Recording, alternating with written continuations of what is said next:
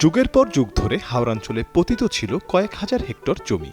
বর্ষায় এসব জমিতে থাকে থই থই পানি, আর শুকনো মৌসুমে পরিণত হয় গোচারণ ভূমিতে। কিন্তু বছর কয়েক ধরে এসব পতিত জমিতে চাষ হচ্ছে মিষ্টি কুমড়া সহ নানা রকম সবজি। হাওরে এবার মিষ্টি কুমড়ার ফলন ভালো হয়েছে, কিন্তু দাম না থাকায় হতাশায় পড়েছেন চাষিরা। তাদের কষ্টে ফলানো মিষ্টি কুমড়া হাওরে নষ্ট হচ্ছে, সময় মতো বিক্রি না হওয়ায় লাভের তুলনায় লোকসানের মুখে পড়েছেন। এমনকি চাষের খরচ তুলতে পারবে কিনা এমন শঙ্কায় পড়েছেন তারা। এই বছর মিষ্টি লাভের ফলনটাও কম, দরও কম। আমাদের যে গৃহস্থী করছি এইগুলিতে আমাদের পুষতেছে না। লেবার বিল দিয়ে আমাদের কিছুই থাকে না। গেছে বছর বেচলাম আপনার 18 টাকা, 19 টাকা, 20 টাকা। এই বছর সর্বোচ্চ 9 টাকা, 9.5 টাকা। আমি 200 কাঠা লাউ ক্ষেত করছিলাম।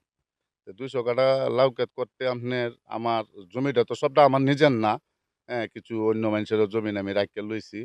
এই সব কিছু মিলায় আমার ওষুধে প্রায় 17-18 লাখ টাকা, 18 লাখ টাকা কায় কামলা কষ্ট গেছে। কষ্ট যাওয়ার পরে এই বছর ফলন তো আপনার যাতা কম। এরপরে মোটামুটি যেটা ফলন ওই চিন্তা করার কিছু নাই। আল্লাহ যা লাগাত দিছে এই লাগাতে তো হাজার হাজার শুক্রিয়া, কিন্তু দাম তো এবার পাইলাম না। বান্ডেল থাকলে প্রতি সেনমানিতে টাকা বাঁচবে। বিকাশ সেনমানি বান্ডেল কিনে জিতুন প্রতি লেনদেনে।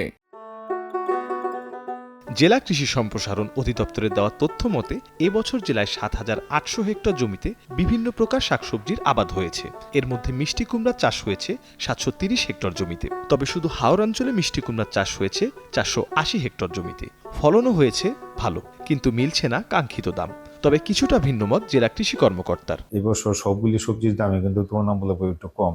সেই তুলনায় গত বছরের চেয়ে কৃষক ভাইরা এবার একটু দাম কম পাচ্ছেন। আমি অনেকগুলি উপজেলার কৃষক ভাইদের সাথে কথা বলেছি, তারাও স্বীকার করেছেন যে আসলে সবজির বাজার একটু কম থাকার কারণে তারা যে ধরনের মূল্যটা পাওয়ার কথা এটি পাচ্ছেন না।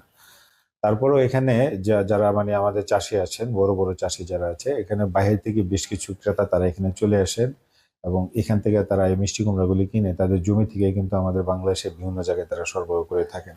সেই হিসেবে কৃষক ভাইদের তারা পরিবহন করে যে কোনো একটা বাজারে গিয়ে বিক্রি করবেন, এটা সাধারণত ওনারা করে থাকেন না। তারা লোকালিভাবে বিক্রি যেহেতু করেন, সেই হিসেবে পরিবহন খরচটা সাশ্রয় হওয়ার কারণে আমি মনে করি যে তারা যে দামটি পাচ্ছেন এটা আসলে খুব কম পাচ্ছেন না। মোটামুটি তাদের খরচ যেটি আছে সেই খরচের সাথে এই যে বাজার মূল্যটি আছে এটি মোটামুটি সাদৃশ্যপূর্ণ।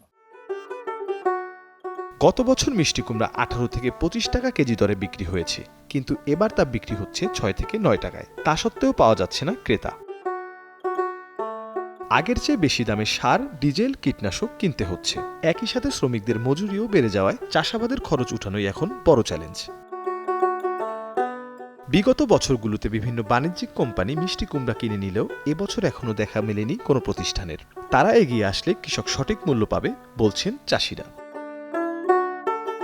ফয়েজ আহমদ হৃদয়ের পাঠানো তথ্য চিত্রে মির্জা সানোয়ার হোসেন, কালের কণ্ঠ।